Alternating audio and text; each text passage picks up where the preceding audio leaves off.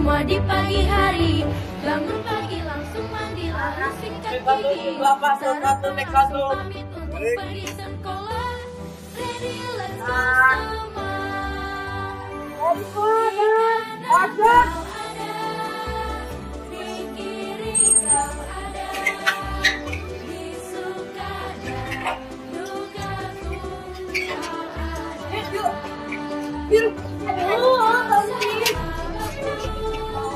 Sobat sejatiku, selalu kita akan bersama. And cut, very nice. Oke, sekali lagi yang kayak tadi itu ya. Selamat pagi langit biru, selamat pagi duniaku. Ku sambut hari ini dengan semangat baru. Ku kayu sepeda badanku, bernyanyi hatiku. Langit Biru bercerita tentang persahabatan, pertemanan 3 orang, Biru, Amanda, dan Tompim. Mereka juga punya teman-teman yang suka jahil di sekolah, yang dikomandoin oleh anak yang namanya Bruno, anak yang sering gak naik kelas. Rupanya si anak ini punya problem di rumah yang teman-temannya nggak tahu. Ini ceritanya bagaimana Biru dan kawan-kawan menghadapi Bruno dan kawan-kawan.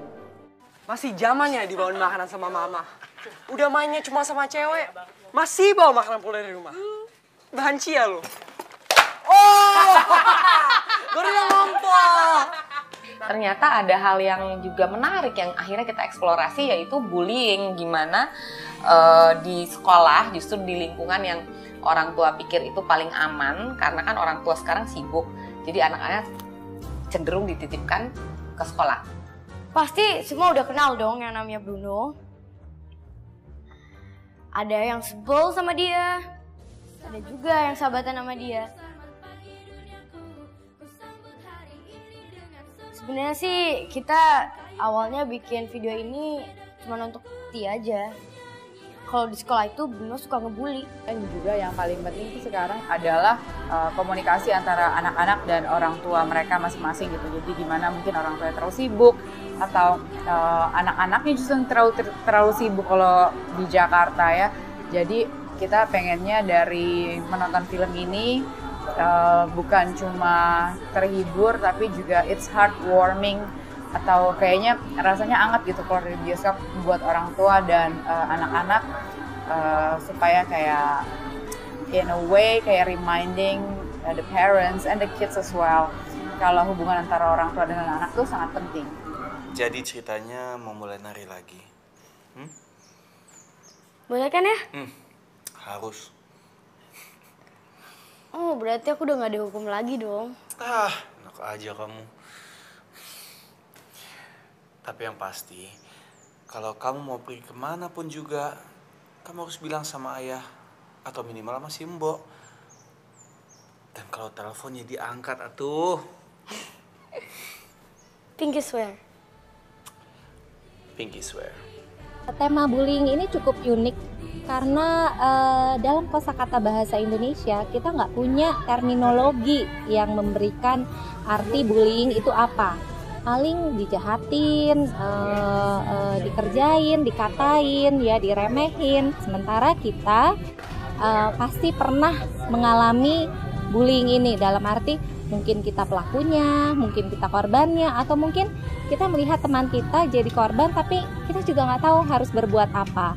Berarti kita masih kurang bukti nih, Biru. Nah, sekarang saatnya kita jadi detektif nih, Wan. Ya kan, Tim? Tim, kamu udah gak takut lagi kan buat ngelawan si tukang bully itu?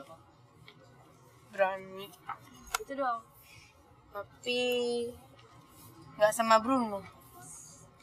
Tim. Kadang-kadang buat anak yang sebenarnya tidak berniat untuk bullying, tapi karena kebiasaan bercanda atau kebiasaan saling namanya anak-anak sekarang kan bercandanya suka tanpa disadari menyakiti hati temennya, tapi mungkin temennya nggak enak nanti bilang nggak cool kalau kita marah cuma dibercandain aja. Itu mungkin orang anak-anak yang secara tidak sadar suka bercanda seperti itu juga bisa jadi sadar bahwa wah berarti selama ini bercandaan aku norak. bercandaan aku udah hurting other people's feeling atau fisik, sehingga udah masuk ke kategori bullying.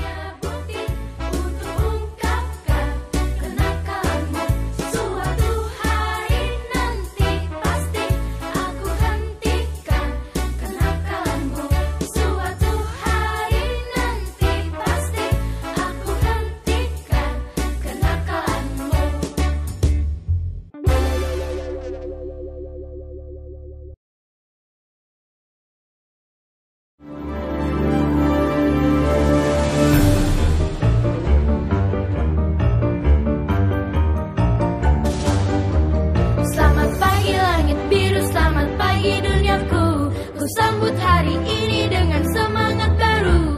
Ku kayu sepeda kerenku, penyanyi hatiku.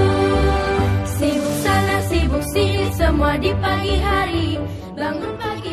Musik adalah bahasa yang paling universal, dalam arti semua manusia dalam level-level tertentu menghargai, menikmati, bahkan kita semua punya unsur musikal ya dengan level-level tertentu. Jadi saya pikir musical drama adalah taktik yang jitu untuk menyampaikan sebuah pesan, terutama kepada anak-anak dan remaja.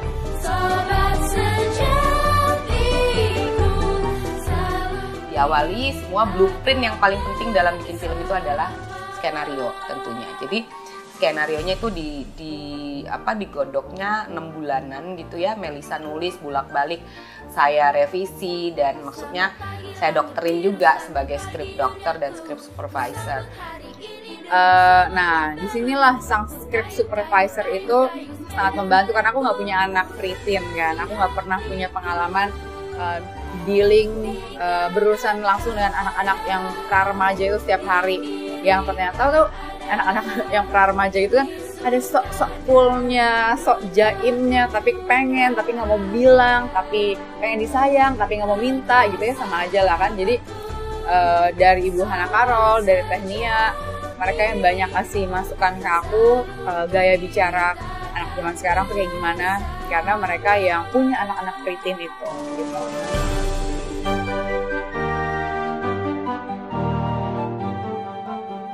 Pada saat kita mulai membuat lagu-lagunya, saya, istri saya, dan Lasya itu kita berkonsultasi cukup intens ya, artinya mulai dari pembahasan skrip sampai ke pembuatan lirik. Jadi pada saat pembuatan lirik itu juga disesuaikan dengan di adegan pada saat dia harus menyanyi adegan itu. Pelan-pelan berjingkrak berhati-hati. Berbunyi, kita harus bisa coba mendekati. Awas lekas sembunyi, bagaikan detektif kita harus sakti. Asal jangan agresif, kerjasama harus saling membantu.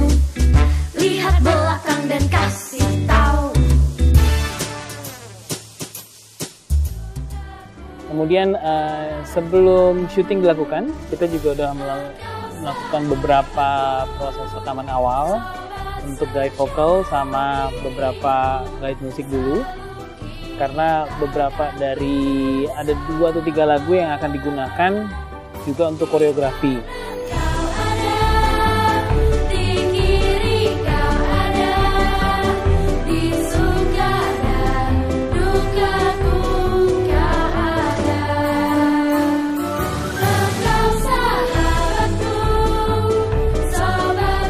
Kita sih bikinnya waktu itu sehari sebelum ketemu sama anak-anak, pertama kita bikin satu tarian.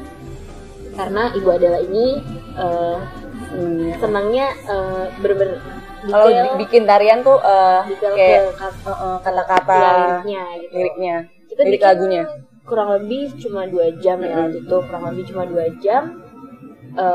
Itu mencampurkan antara hip hop sama apa ya, dari modern biasa. biasa.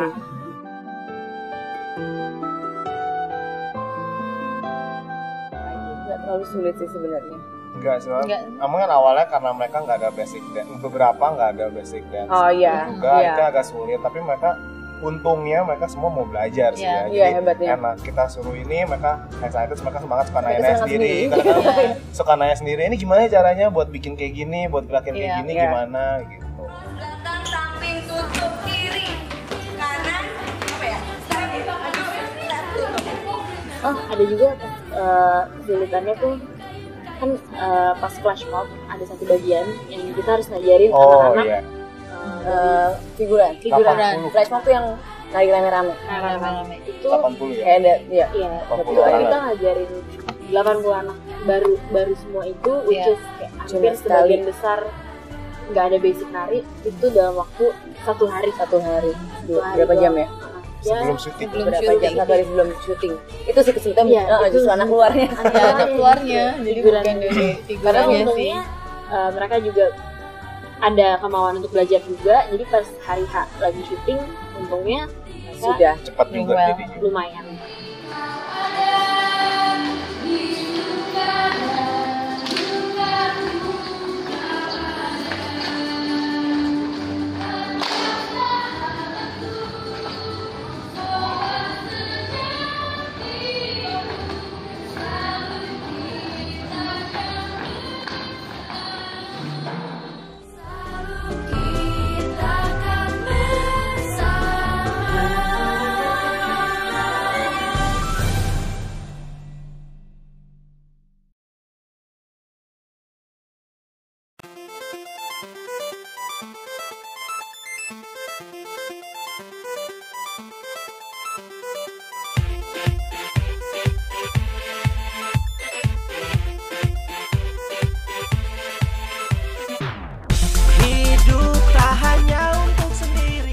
Anak-anak itu yang penting adalah ketika gini waktu casting kita bisa lihat apakah chemistry mereka nyambung apa enggak. Makanya beberapa kali kita casting itu dicoba mereka berkumpul, jadi dikumpulkan beberapa kali. Itu emang keterlaluan deh.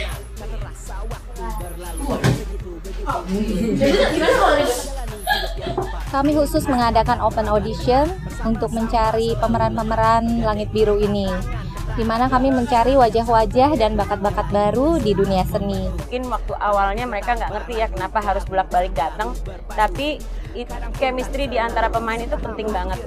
Jadi kalau anak-anak seperti ini ya kita coba letakkan mereka dalam satu ruangan, kita lihat mereka seperti apa dan komposisinya seperti apa. Kalau mereka bergaul, main, nyambung, apalagi udah merasa memerankan bagian dari peran yang mereka bawakan, nah itu artinya udah pas banget. Biru itu karakternya adalah anak perempuan yang tomboy, dia itu ceria, semangatnya sahabat. Sebenarnya ini Amanda, yang ini Tomtim. Tomtim itu sebenarnya di ceritanya dia rada-rada karena dia pelupa aja, dia kadang-kadang suka dibully. Nah Biru ini ngejagain Tomtim supaya nggak dibully, terutama sama Bruno. Karakter di film ini itu Tomtim orangnya lugu, lucu, banyak disenengin orang. Abis itu apa ya? Tomtim itu punya penyakit pelupa gitu, ADD, destroyed apa gitu pokoknya namanya. Sekarang waktunya tidur ya. Sayangi diriku, ini stikernya. Seperti layaknya aku. Karakter Amanda itu dia penyabar, sopan, lemah lembut, feminin, dan bersahabat dengan Biru, Tomtim, dan ya ada perasaan suka lah sama Jason. Brandon di Langit Biru jadi adiknya Amanda yang dibully sama Kak Bruno.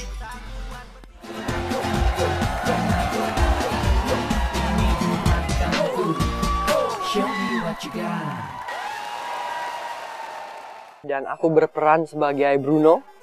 Bruno adalah ketua geng bully di sekolahnya. Dia nggak baik hati ke teman-temannya karena kadang-kadang dia takut mereka akan menghina dia karena nggak punya papa. Dia nakuti mereka biar mereka nggak berani untuk hina dia. Jason itu karakternya apa ya? Sebenarnya Jason itu baik, tapi karena ada Bruno, ya jadinya ikut juga jadi bully. Dan oh ya, Jason ceritanya suka sama Amanda. Neng, cantik ya? Sebotol berdua nih ya. Iya, diminum masih lebih enak tuh rasanya. Sebagai orang namanya Erlangga. Erlangga itu orangnya tuh kayak Jayo, terus dia tuh suka ikut-ikutan. Saya berperan sebagai Samuel. Samuel itu kayak anak bully itu yang suka ikutan sama si Bruno, Jason sama Erlangga. Sama lo tuh Sam, kali sih mana mau ya enggak? Ini aku berperan sebagai Daniel, seperti yang udah kelihatan sebagai seorang pilot. Selalu sibuk, terbang kemana-mana, sekali yang meninggalkan rumah pasti untuk jangka waktu yang cukup lama. Dan di situ aku sebagai sakit, aku harus menangani semua itu. Jadi menjadi ayah yang baik, menjadi bapak yang bertanggung jawab, dan semua itu tentunya banyak tantangannya, dan tantangan itu yang akan terlihat perlahan-lahan di film Langit Biru ini. Nanti kalau nggak pas gimana, hah? Ya, nggak mau coba ah. Oh, atau ayah aja yang coba nih, Wah, pas. Yang ini yaudah. Biru. Yaudah, yang ini juga sekalian aja dicoba nih ya. Udah, aku lihat situ ya. Lapar. Rasanya syuting di bulan puasa itu lapar, haus, tapi pas udah buka beduk gitu ya, kita bisa ngelewatin syuting tanpa makan minum, itu rasanya bangga banget. Kesulitan di film ini itu koreonya banyak.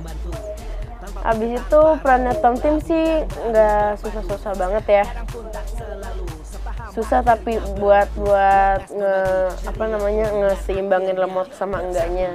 Kira-kira kesulitannya sih harus fokus, konsentrasi, itu harus ya pokoknya bener-bener into banget deh. Ada groginya di depan kamera gitu, terus tari-tarian di depan kamera, nari-nari gitu, lumayan susah. Yang sulit itu panasnya minta ampun. Mereka berdesak-desakan, kekurangan, kehilangan, kesepian.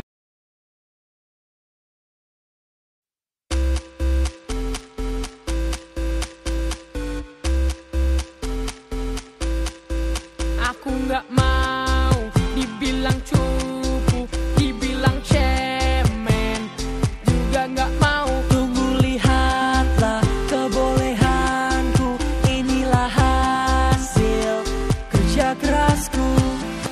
Ini tibalah saatnya aku akan Adegan yang paling aku inget sih perang saus.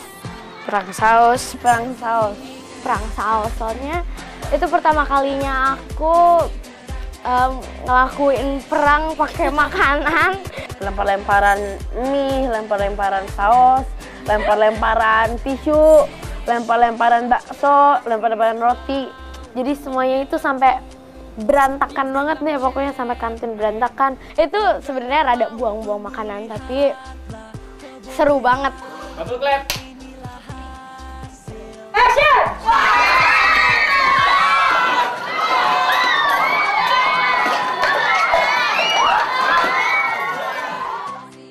Tadi pas dihukum, panas-panasan gitu nungguin Mr. Tiko, terus lututnya sakit, terus di sebelah banyak orang aneh-aneh. Yang berkesan juga itu semua scene yang aku lakuin sama Om Ari Wibowo, soalnya aktingnya keren banget. Terus itu aku kan kayak punya pengalaman buat main film sama artis terkenal gitu. Tahu nggak? Luar biasa. Aduh, ayah bangga banget sama kamu. You're so amazing. Brandnya cuma setinggi ini, tapi narinya nggak bisa nge gitu, nggak bisa nge. Terus dia yang bikin koreonya, tapi di film, di ceritanya aku yang ngajarin dia. Masih ada lagi, masih ada lagi. Hey, yo, what's going on? All the people in house, come on. Generation is sound, we're shining on. Tante Lasha itu kalau nggak direct punya karakter banget, kayak misalnya kalau orang tuh kan kalau bilang action, kalau Tante Lasha action. Tante Lasha tuh orangnya baik, orangnya perhatian banget, abis itu friendly lah. Friendly. Walaupun meskipun orangnya baik, Tante Lasha punya prinsip yang tegas untuk itu semua. Nggak mau ada yang bercanda-canda. Terus encourage kamu gimana kamu bisa kasih 100% di every take gitu. Habis itu multi talented. Semua idenya itu pokoknya brilliant.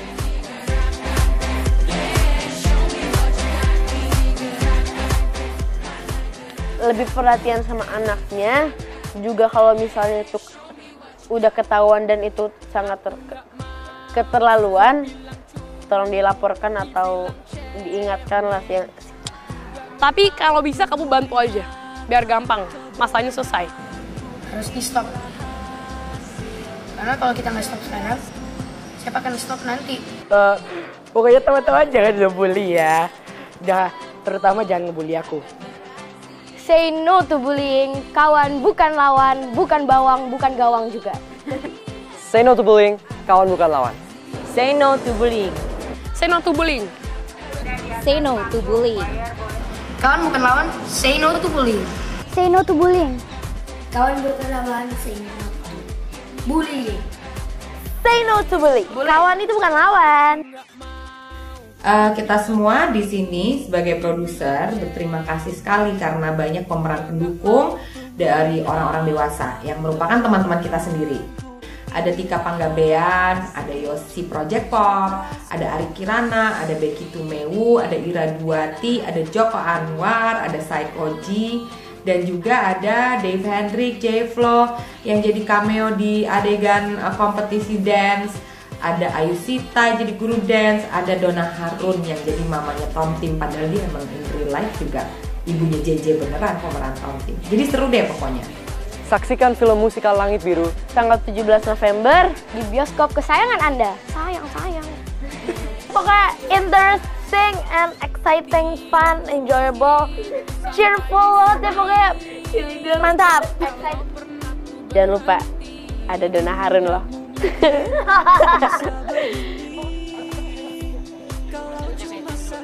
Jadi kita udah bungkus ya. Terima kasih semuanya.